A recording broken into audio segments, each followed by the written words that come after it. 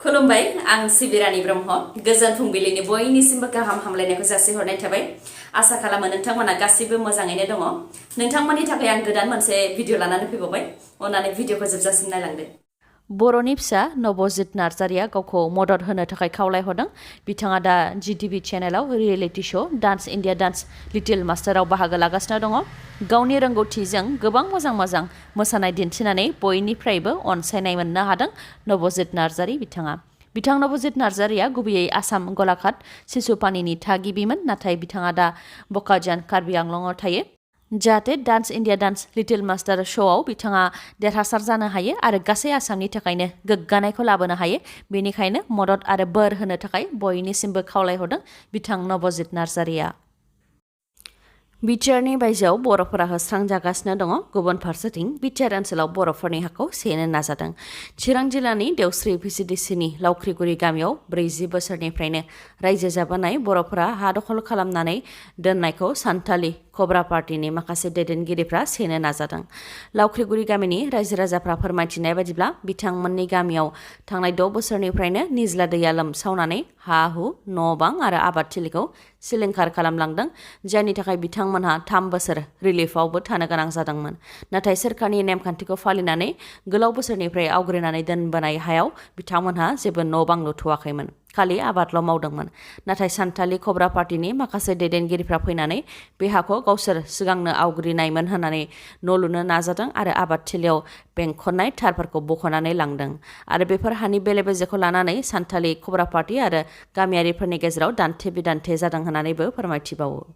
जाथायनि सायाव दानि सोरखार आरो माहारियारि आफादफोरखौ सावरायलायनानै जेंनाखौ सुस्रांनानै होनो थाखाय खावलायहरदों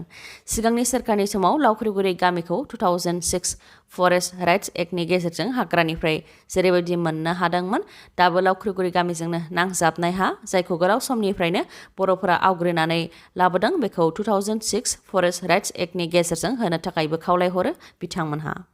22 नं खख्लाबारि बियाबनि जानो गोनां उफ्रा बिसायख'थियाव खख्लाबारि ब्लक बिपिएफनि आफादगिरि शंकर बसुमतारिया बिपिएफ दोलोनि बिजाथि महरै गसंनो थाखाय साखाफारा जाबाय फैगौ 8 जुनाव खख्लाबारि बियाबाव उफ्रा बिसायख'थि खुंजागोन आरो 12 जुनाव भट साननाया जागोन प्रमद बर' बिथाङा खख्लाबारि बियाबाव रिजाइन होखांनायनि उनावनो बिसायख'थि आय'गा 22 नं खख्लाबारि बियाबनि उफ्रा बिसायख'थिनि थाखाय अक्ट'खौ फोसावनानै होदों 22 नं खख्लाबारि बियाबाव इउपिपिएल दोलोनिफ्राय सोर गसंगोन बेयो दासिमबो थि जाथ'वाखै नाथाय 22 नं खख्लाबारि बियाबनि जानो गोनां उफ्रा बिसायख'थियाव खख्लाबारि ब्लक बिपिएफनि आफादगिरि शंकर बसुमतारिया बिपिएफ दोलोनि बिजाथि महरै गसंनो साखाफारा जादों बेजों लोगोसे शंकर बसुमतारि बिथाङा 22 नं खख्लाबारि बियाबाव बिपिएफ दोलोनिफ्राय गावखौनो बिजाथि फसंनो दोलोनि गाहाय हाग्रामा महिलारि बिथांखौ खावलायहरदों गुवाहाटीनि बरबारि बाथौ मन्दिर पाठनिफ्राय होखारजानाय बर'फोरखौ खौरां लाहैदों दिपेन बर'आ मख'नो गोनांदि थांनाय माखासे सान सिगां गुवाहाटीनि बरबारि बाथौ मन्दिर पाठनिफ्राय 200नि गोबां नखरफोरखौ आसाम सोरखारा सिगां जेबो नटिस हरग्रोआलासे न' बांफोरखौ सिफायनानै होस्रांदों जेराव 227 बर' नखरफोराबो होस्रांजादों बिथांमोनखौ खौरां लाहैदों दिपेन बर' बिथाङा दिपेन बर' बिथांनि अनगायैबो माखासे बर'नि इउटुबारफोराबो दुखुथिया बर' रायजो राजाफोरखौ खौरां लाहैदों आरो बिथांमोनहा जि एसे हायो गाव गावनि फारसेनिफ्राय दुखुथिया होखारजानाय बर' नखरफोरनो मदद होदों आं आंनि फारसेनिफ्रायबो जि एसे हायो रां हरदों नाथाय बेयो थोजासे नङा बेनिखायनो बयखौबो मदद होनो थाखाय खावलायहरदों लोगोसे बर'नि महरगिरि बिथांमोनखौबो मदद होनो थाखाय खावलायहरदों बिथांमोनहा बेनि अनगायैबो बर'नि माहारियारि आफाद आरो दैदेनगिरिफोर गुबैयै बिटिसिनि गाहाय प्रमद बर' बिथांमोनखौ मदद होनो थाखाय खावलायहरदों बिथांमोनहा दासान्दि अखा हागासिनो दङ अब्लाबो बिथांमोनहा गांनै त्रिपालनि सिङावनो थानो गोनां जादों फारसेथिं जानाय लोंनाय गाननाय जोमनाय फारफ्रोमबो बिथिंनिफ्रायनो जेंनायाव गोग्लैनो गोनां जादों बिथांमोनहा गोसो गुदुं रायजो राजा बिथांमोना जि एसे हायो मदद हरनो हागोन एकाउन्ट नाम्बारा 323522303334 IFC कड SBIN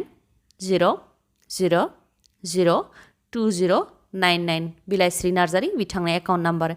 नाम्बारखौ स्क्रिनावबो होनाय जाबाय नोंथांमोनहा नायनो हागोन आरो मदद हरनो हागोन गोबां दैदेनगिरिफ्रानो मेल मिटिंफोराव हारिखौ लानानै गोबां गेदेर खोथा बुंथिबोदों हारि दानाय हारि रैखाथि होनायनि खोथा बुंथिबोदों नाथाय बिथांमोनहा बे अलखदनि समाव गाव गावनि खोथा लाखिनायाव बेसेबां जाफुंसारनो हादों बेखौ नोजोर होनाया गोनांथि चिरां जिल्ला बर'लागाव बालाबारि गामिनि राजु गयारिया बिटिसि सोरखारनिफ्राय मदद बिहरदों। बिथाङा थांनाय 2016 मायथाइयावनो WWE नि सुपारस्टार ग्रेट खालिनि CWE आव खमलायलायनायनि ट्रेनिं लाहैदोंमोन। बै समाव बिथाङा हा-हु फाननानै मोसौ मोसा फाननानै लोगोसे सिगांनि बिटिसि सोरखारनिफ्राय एसे मदद लानानै ग्रेट खालिनि CWE आव 3 बोसोर बेसिक ट्रेनिं लाहैदोंमोन, नाथाय रांखावरि आंखालनि थाखाय आपग्रेड ट्रेनिंखौ लाहैनो हायाखैमोन। बेराफारसेथिं आपग्रेड ट्रेनिं लानायनि उनावसो इन्टारनेशनेलाव गेलेहैनो खाबु मोनो होननानै फोरमायथियो राजु गयारि बिथाङा। बेनिखायनो जायनाखि बिथाङा दासिमबो गेलेनाय फारसे जोबोद गोसो गुदुं, बेनि अनगायैबो जिउ बाउसोमनानै जाहाथे गावनि हारिनि मुं लाखिनो हायो, बेनि थाखाय दानि बिटिसि सोरखारखौ मदद होनो थाखाय खावलायहरदों। फोरमायथिबावदों दि बेसिक ट्रेनिं लानाय समाव प्राय 10 लाखनि गोबां रां खरसा जादोंमोन। बै समाव हाग्रामा महिलारि, चन्दन ब्रह्म आरो खाम्फा बरगयारि बिथांमोनहा मदद होदोंमोनब्लाबो थोजासे नङामोन, जायनि थाखाय ट्रेनिंखौ लाजोबनो मोनाखैमोन आरो न'फारसे गिदिंबोफिननो गोनां जादोंमोन होननानै फोरमायथियो आरो दा ट्रेनिं लाहैफिननो थाखाय हाजिरा मावनानैबाबो रां बुथुमगासिनो दं होननानै फोरमायथिदों बिथां राजु गयारिया।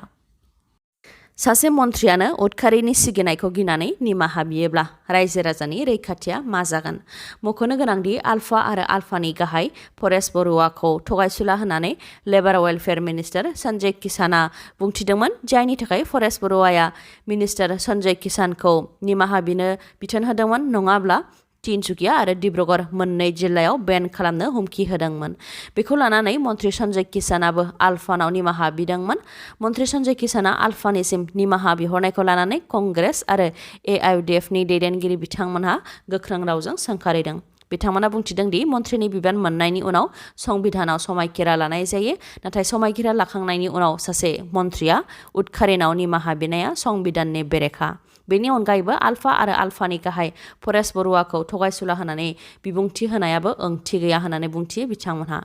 बेनि अनगायैबो सासे मन्थ्रियानो उदखारिनाव हान्थु खरायनानै निमाहा बियोब्ला रायजो राजानि रैखाथिया बेसेबां होननानै सोंथि खालामो आरो जाय समाव आसाम सोरखारा नखर बिफानखौ गोख्रों जाबाय होननानै बुंबोबाय थादोंमोन, नाथाय आसामाव नखर बिफाना बेसेबां गोख्रों जादों बेयो मन्थ्रिया उदखारिनिसिम निमाहा बिनायजोंनो रोखा फोरमान जाबाय होननानैबो बुंथिबावो बिथांमोनहा। गुबुन फारसेथिं मन्थ्रि सन्जय किसानआ आल्फानिसिम निमाहा बिनायनि हेंथायै बिजेपिनिनो MLA दिगन्त कलिता आरो सुशान्त बरगहाय बिथांमोनहाबो माखासे खोथा बुंथिदों। बिथांमोना बुंथिदों दि मन्थ्रि सन्जय किसाननि आल्फानाव निमाहा बिनाया जुक्ति गैया आरो रायजो राजानि गेजेराव आल्फानाव निमाहा बिनायनि सिगां गिबि मन्थ्रिजों खेबसे सावरायनांगौमोन होननानैबो बुंथियो बिथांमोनहा। बर' हारिनि बिर जोहोलाव सिखोना जोहोलावनि मुसुखाखौ दिनै बेखेवनानै होगोन बिटिसिनि गाहाय प्रमद बर' बिथाङा। बर' हारिनि गोदोनि बिर जोहोलाव सिखोना जोहोलावनि मुसुखा बानायनाया जाफुंसार जाबाय। बे मुसुखाखौ दिनै अदेबानि 17 मे खालारखालि क'क्राझार जिल्लानि जाहारबारि सिखोनाझार हाग्रामानि नौनोगोराव फसंनानै बेखेवनानै होगोन। बर'नि बिर जोहोलाव सिखोना जोहोलावनि मुसुखाखौ 9 फुट गोजौ आरो गाहायनि